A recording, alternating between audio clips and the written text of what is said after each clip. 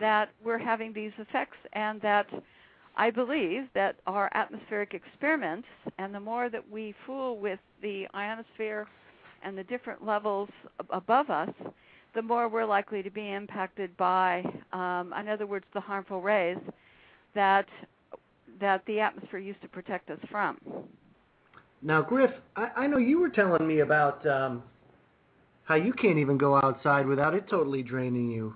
How do you feel about all that, and do you think that these atmospheric experiments have an adverse effect to what's going on? It's really a difficult subject to grab hold of in your mind and talk about. You find you're going in 20 directions at one time. It's a lot going on, and it's just a difficult thing to discuss. The radiation from the sun seems to be more intense.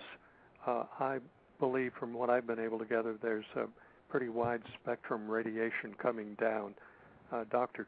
Teller, some years back, was almost ballistic in his vocal to get government to spray aluminum into the atmosphere to diffuse or to reflect or prevent the broad spectrum radiation from radiating people on the Earth.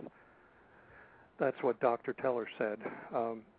The UV figures are computer projected for the most part.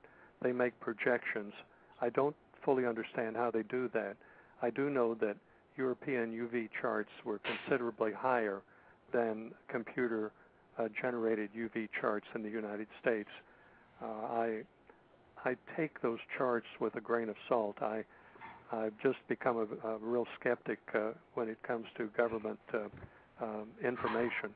I just simply don't believe the government most of the time, and that's a personal thing. But I do know that the radiation seems to be more intense outside than it used to be. Yeah, I know when I walk outside, I certainly feel it. And why do you think, Ms. Peterson, why do you think that they were so covert? And I don't want to say covert. Let me just say this. When they changed the UV index from the 1 to 11 scale to the 1 to 15 scale, how come you didn't think that? How come you think there wasn't more of that told to the public? It just kind of happened overnight, and then it was there. That's correct. And they didn't want to tell the people because then they didn't want to have to explain what was going on. There would be a lot of questions asked. And at the time that they did it, they didn't want to address it, nor did they want to address the consequences. However, I want to say one more thing. Sure. The government records that I've been looking at, our government has been keeping records for an enormously long time on this subject. So when I went back into the records, going back prior to the time that there was persistent jet contrails in our skies almost all the time, I even went back into the 70s and the 80s. And when you look at those old records and you look at the old data, some of it didn't even go into computers at the time necessarily. They were taking readings, and some of the readings were by hand. And when you look at that, and then you begin to compare it with the readings that we're seeing now, and I agree that the European readings are higher, and that's why the chart has gone so high, is because the European readings are higher. But what I'm looking at is when I'm comparing it to the old readings to what we're seeing today, there is a definite jump. And I think that the jump started when we started doing a lot of atmospheric testing from research that I've done extensive. I'm going to put a whole section up on my website around the 20th of August just on upper atmospheric testing, because it's just shocking what they've been doing and the type of testing that is going on.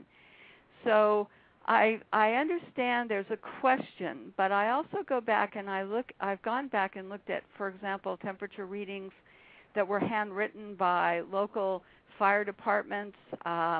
There's a Lake Mendocino Dam here, and the records were never computerized. They're all handwritten, because there weren't any computers at the time that they started doing these that could handle that kind of data anyway.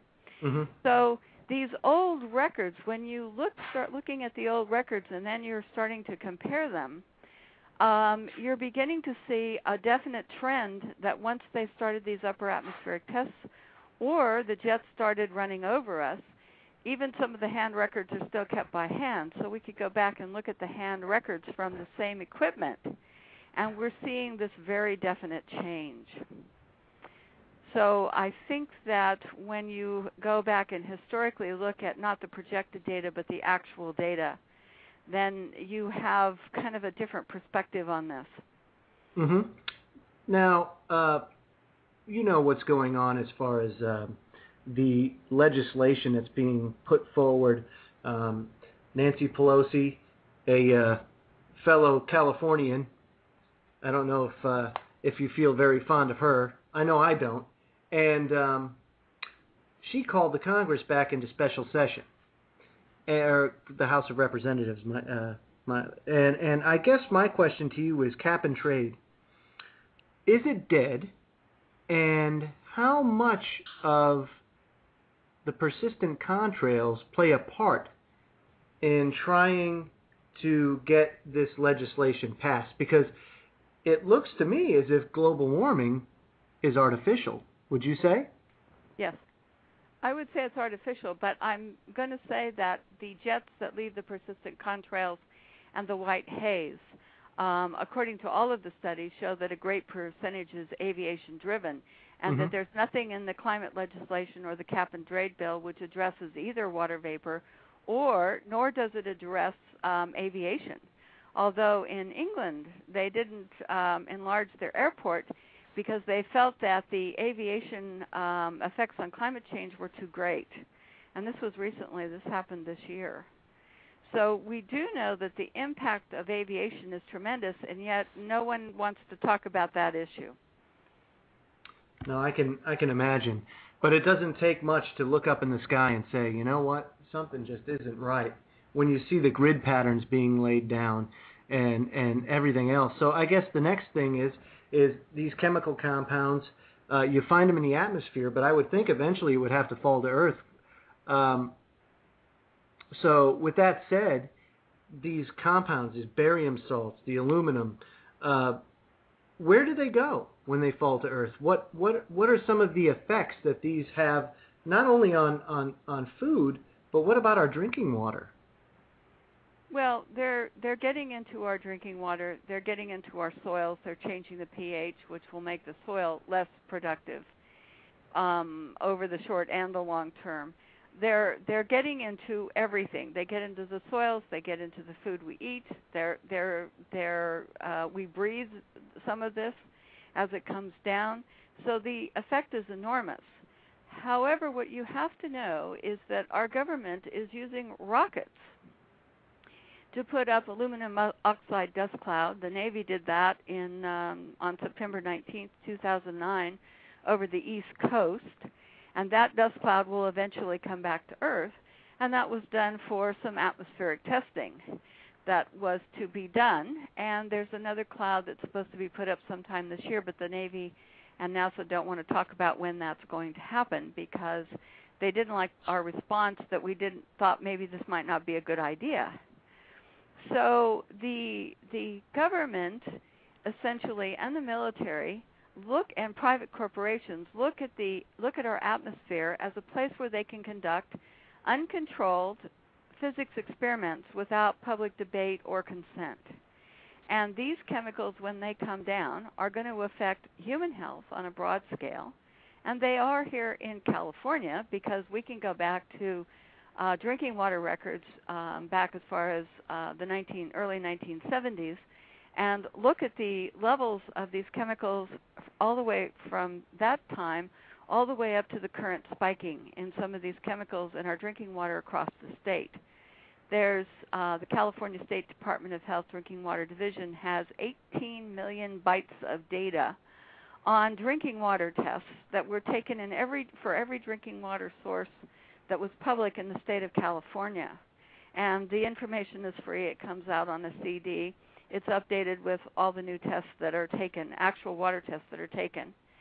And people can look at these tests and see the increasing levels of barium and aluminum and manganese and magnesium, strontium, and boron and a whole host of chemicals that spike unusually in our drinking water system